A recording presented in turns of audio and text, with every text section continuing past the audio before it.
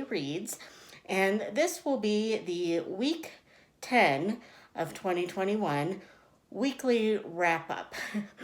And that is because I started to vlog this week and then just completely forgot that that's what I do. So I decided I was going to just try this format this week and just kind of have a chatty sit down video about the things I'm reading, the things I'm crafting, and just general life stuff. So hopefully you will like this. I'm going to try to not make it super long, but we all know how I like to chat. So sit down, grab some wine if that's your thing, or a cup of tea, whatever. We will just chat about things. So first up, let's talk about the reading, because I would assume that for the most part, if you're here watching my videos, you're here for the reading. So we started off the week, sadly, with a DNF. And this was a book that I decided to buddy read with Chloe from Always Booked. And she had asked me if I wanted to buddy read erotic stories for Punjabi widows. Which both of us, when we, were talking about this, were a little bit leery that this was going to have, explicit content based on the title of the book. But she had gotten the book from a friend from church, I believe. So she said, just knowing that person, she didn't think that there would be a lot of sexy times in it. But there were things in it, which is not a complete detractor for me, and that's not the reason that I DNF'd it, because I feel like even if there are, things in it that are a little too explicit for me, I can easily skip. That isn't a total DNF worthy thing for me. Now, if it is the majority of the story, like actual erotica, I'm not even going to pick that up because, I know that's not a thing that I'm into. But so Chloe had the audiobook version, and I thought that I did, but as Scribd likes to do, sometimes it just takes things away from me. So I ended up having to read the ebook version, which is fine. Like I said, this year I'm trying to do more of that anyway and read more physically. However, Chloe finished the book like within 2 days, and which again isn't a problem. But as I was reading through the book, and I was about 50% through when I talked to Chloe about this, and I said, I just don't like the main character of this book, and I don't feel like anything really is happening. There are so many plot lines in this. There is a murder mystery plot line, which really didn't even go anywhere for the first half of the book. They just kind of vaguely talked about it.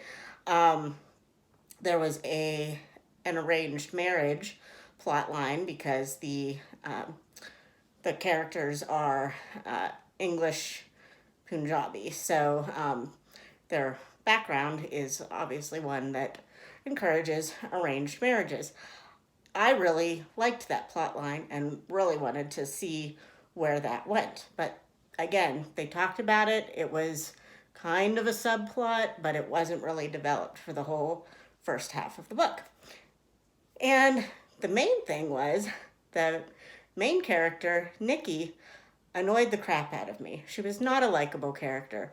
She was a flake. She just only thought of herself, really.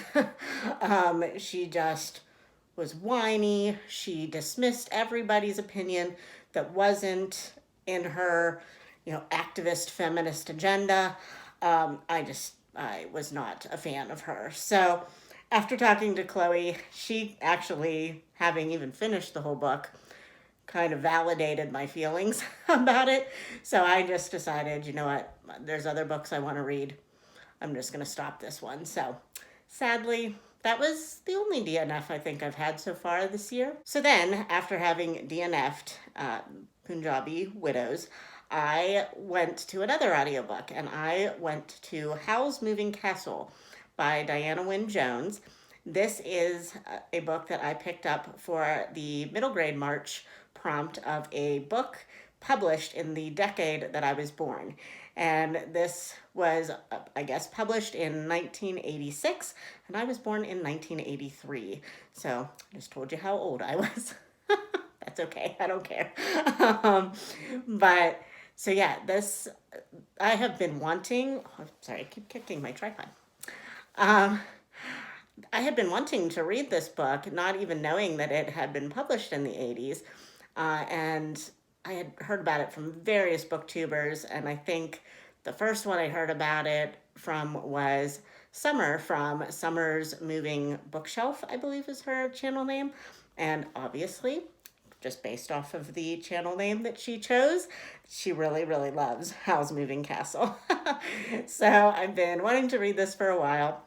And then I was hearing that it was set in the 80s. Perfect. And this book, I will say that I loved it. It was just fun adventure and snarky, silly characters from beginning to end. There was a little bit of a romance involved.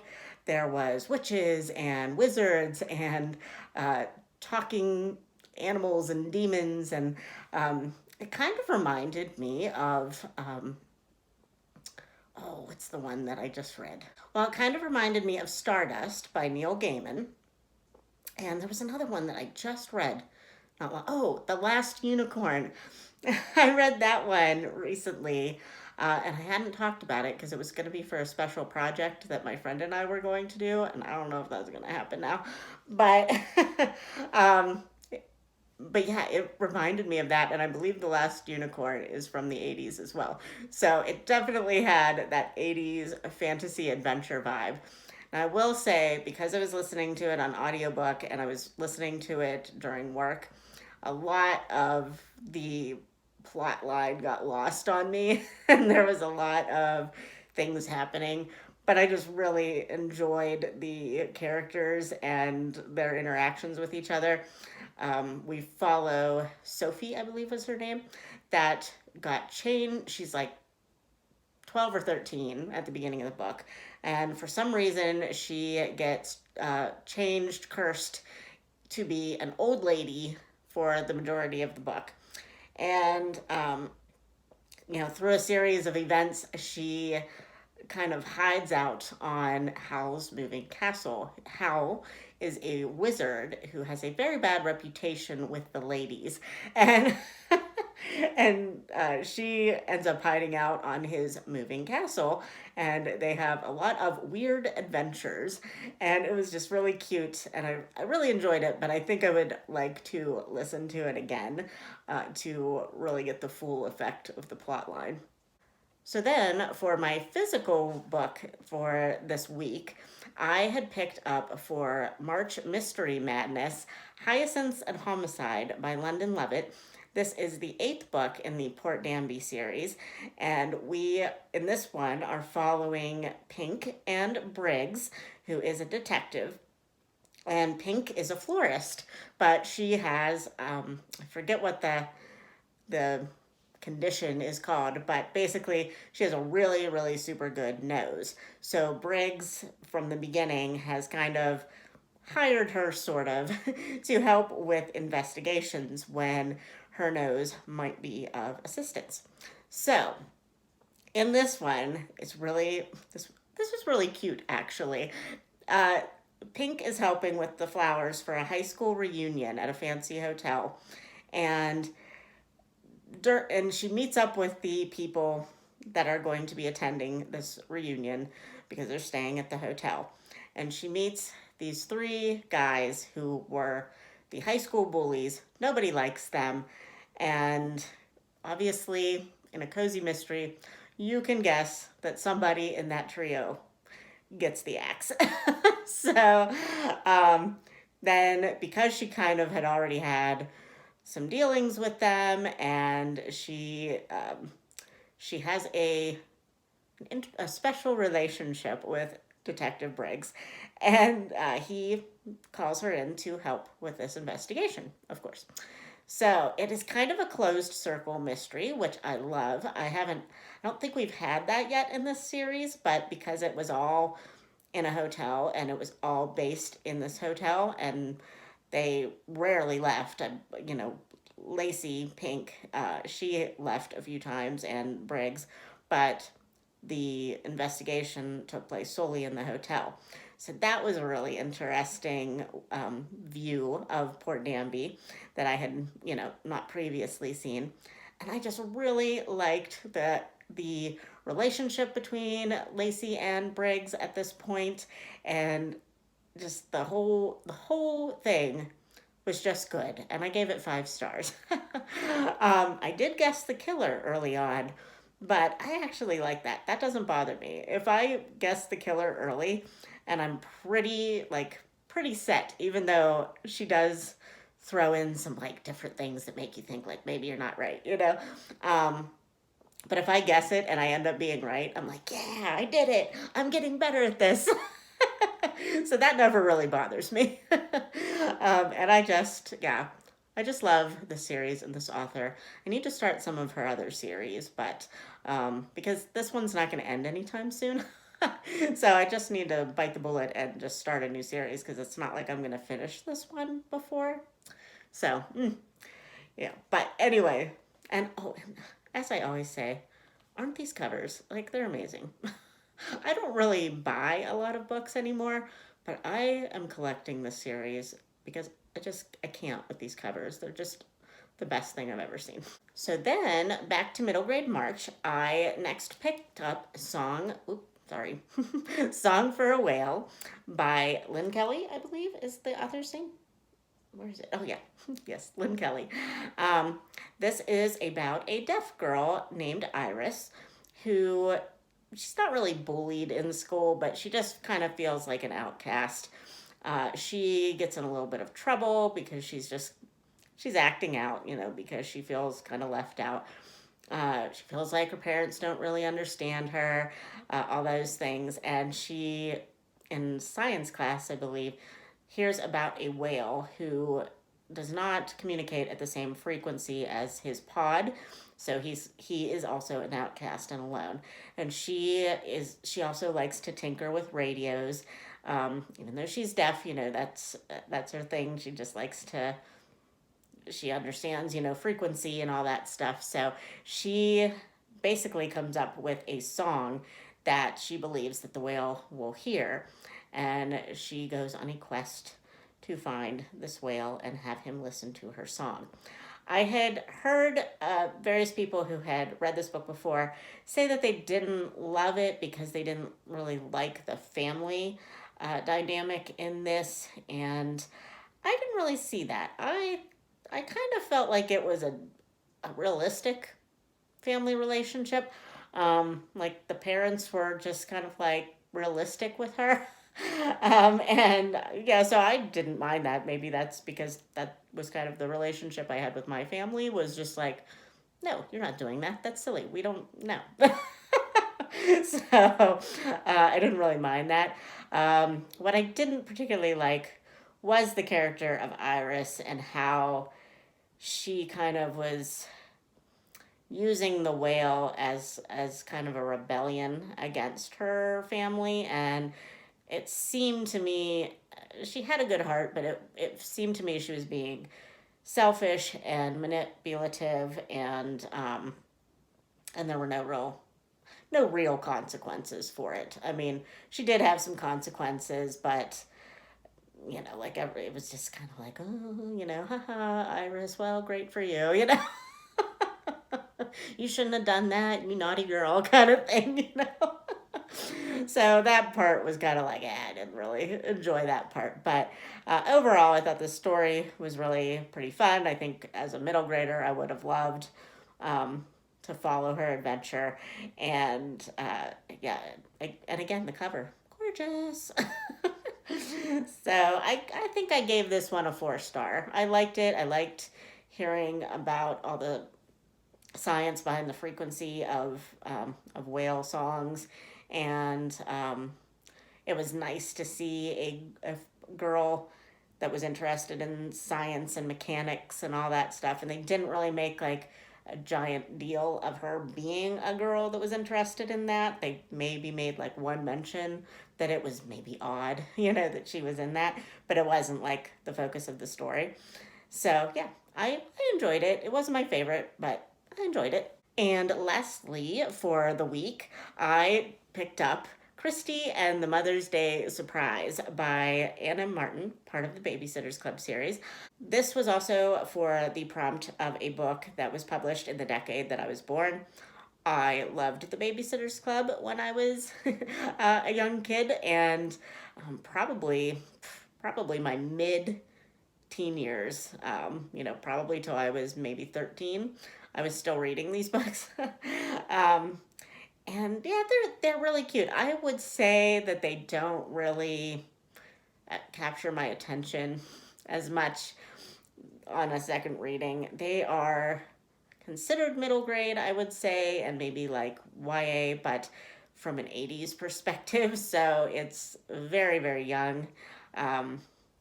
So I would say like nowadays these would be a younger, very young middle grade book series. There's really not a lot of plot. There's not really a lot of like angst involved in these. But they're still really sweet and they go really fast. Like I read this on a car trip over the weekend and I finished it in like 2 hours. So, and that's me reading pretty slow and, having to communicate with other people in between reading this. So, yeah, so this one, I liked it. It dealt with, and I remember reading this as a kid. It dealt with adoption and family dynamics in a blended family. And the girls take a group of kids to a carnival for Mother's Day to kind of give their clients a break for Mother's Day. So it was really cute.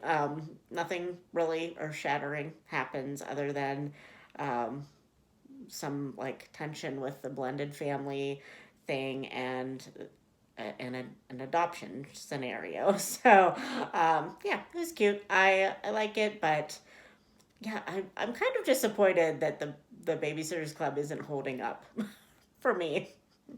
And it's nostalgic, but I kind of like feel my attention drifting, and something that probably shouldn't even have taken me 2.5 hours was kind of a slog. But I don't know. I'm still probably going to read through the ones that I still have. So that is the end of what I read for the week. So now let's talk about some crafty things. So if you follow me on Instagram, you will have seen multiple times the progress that I have been making in an Alice in Wonderland cross stitch that I plan to hang in some hanging jewelry cases that I have on the wall in this room. And when I decided to do this project, I didn't really remember how long cross stitch takes, and especially the the bigger ones and the full coverage patterns. So I have two that I have to make, and this has taken me since October, and I am only 23% done according to Pattern Keeper. So, but here is, I did a significant amount of work on it during this, just yesterday actually. I kind of took half of the day yesterday and just focused on this cross stitch. So let me see if I can hold it up and get the whole thing in. Yep. Okay. So this is where I am at in the Alice cross stitch, and I will maybe try to put where I was at the beginning of the month over my face here. And then I will also put the picture of what the finished product will look like eventually. And also I have to show you my little progress keeper. Or no, not a progress keeper, that's knitting. This is a needle minder. But I love the little flamingo because obviously, I don't know if you can tell, but see that little flamingo head there? There's going to be a big flamingo wrapped around Alice's head. So, yeah, this is exciting. There's still a lot to do, but I have gotten to the top because you can see that's the corner. So I now know that and the reason there's so much extra fabric on this is because I plan to wrap it around a larger piece of, like a larger board, so that I can hang it in the specific space. So there needed to be extra fabric around it. So, but yeah, so now I know at least how much space I have on each side. So hopefully I have enough space down here for the rest of it. So, so that's the cross stitch. I also have been working on my temperature tree from the Stitchin' Mommy, but I didn't bring it upstairs because actually in March I haven't worked on it yet. I finished the branch for March, but I haven't updated any of the leaves. So I will show you that hopefully at the end of the month. I should probably work on the first half of the month sometime this week, and maybe like try to make myself work on it twice a month, because they're not, I mean, it doesn't take terribly long to do a branch once I get the branch in, but yeah, it's just like, it's one of those things you don't want to just do a leaf at a time. You just want to do a bunch of them. And then this project I actually haven't worked on at all in March, but I am making a Hedwig toy from this book that I got an ebook of, and it's called The Magic of Knitting, and it's all Harry Potter related things. And this is going to be Hedwig, I guess.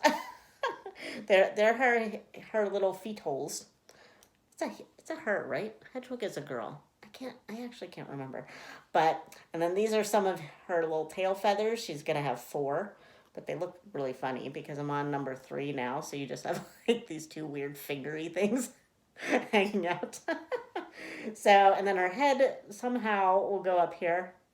I'm not really sure. This is a very like new thing for me. So I think I'm going to have to graft on the head, obviously. So that's going to be a fun thing. But yeah, I'm excited with my progress. I just need to work on it more. But yeah, and of course the light's blowing it out, but there's really, I mean, it's just a white tube at this point.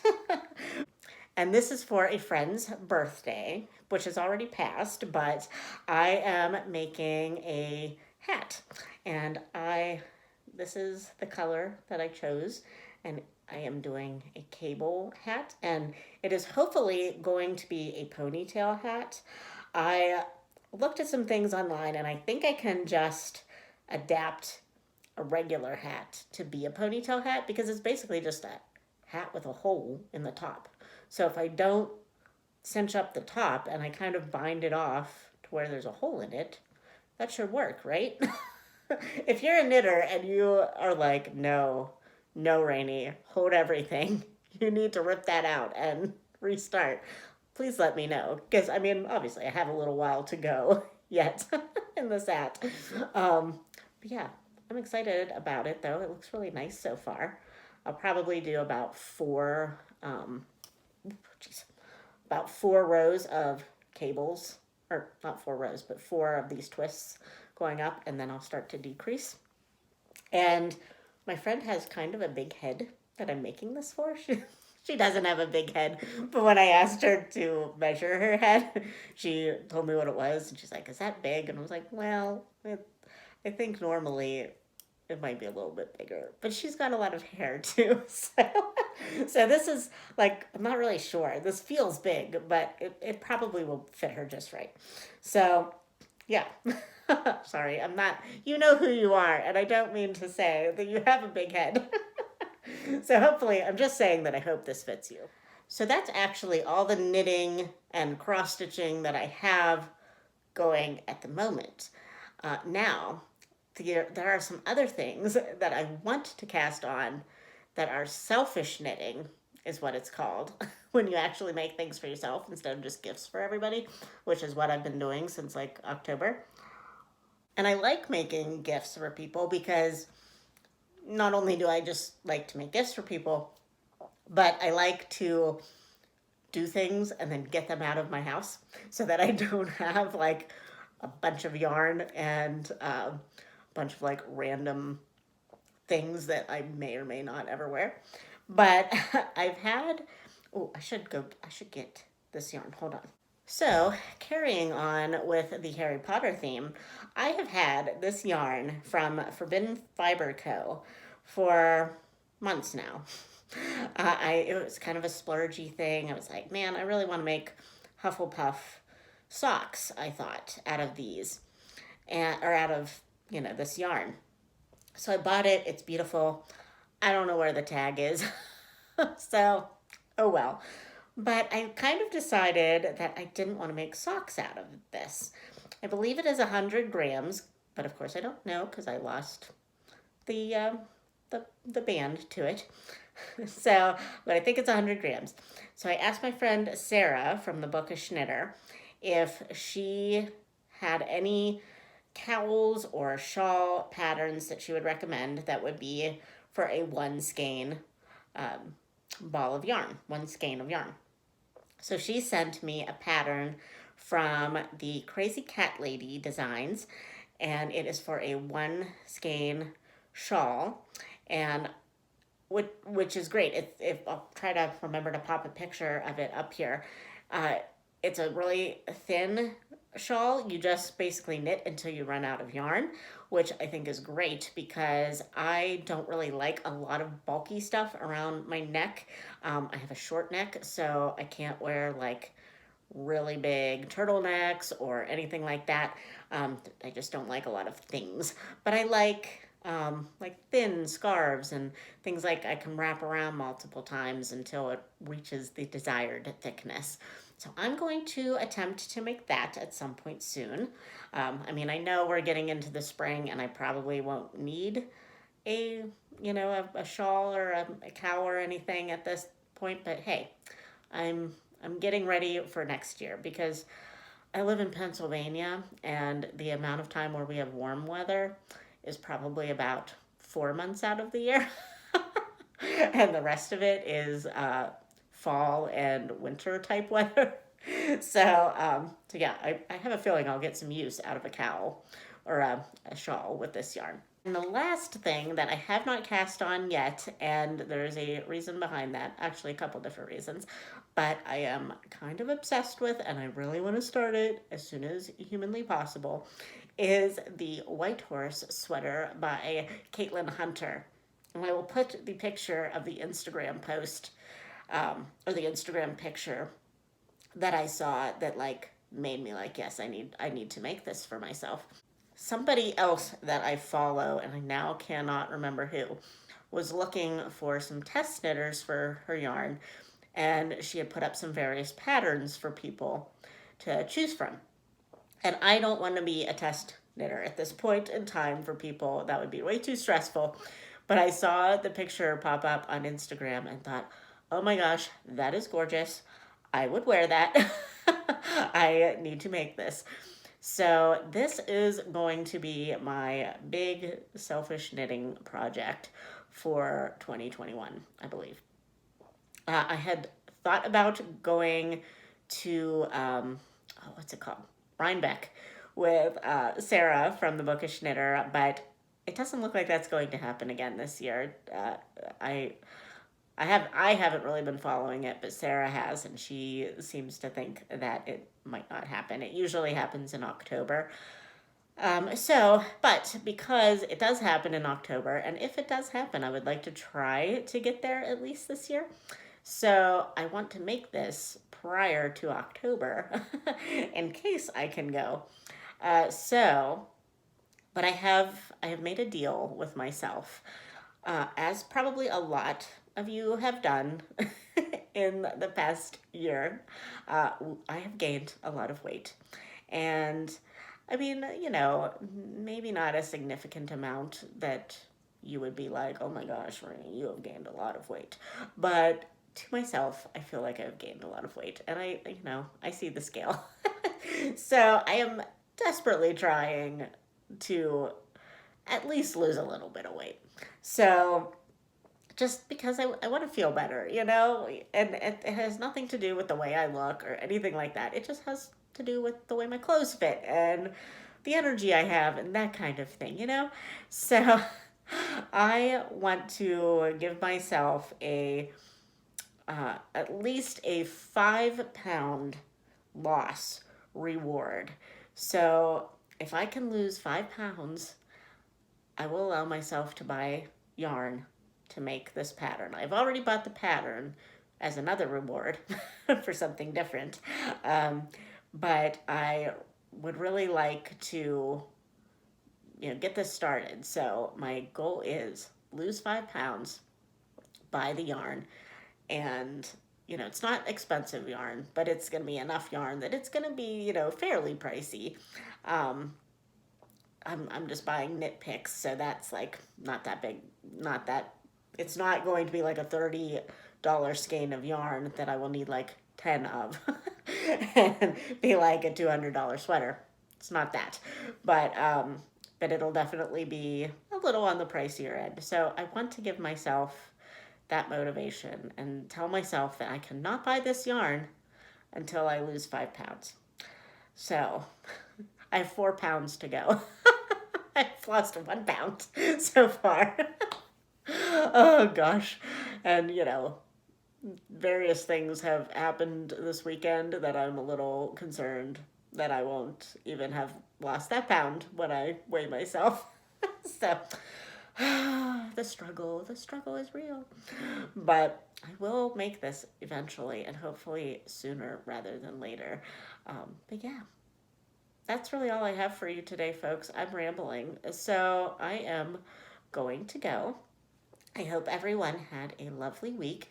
It is starting to get warmer here. Today is kind of cold. It's Sunday as I'm filming this, and it's kind of cold again here, but it has been in the upper 50s and 60s. I think it even got to 70 at some point this week. So that has been great. It has really improved my mood, which, I feel like that happens to everybody. And yeah, I'm looking forward to spring, definitely.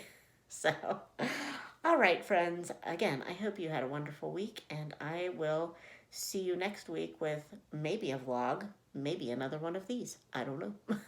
All right, I'll talk to you later, friends.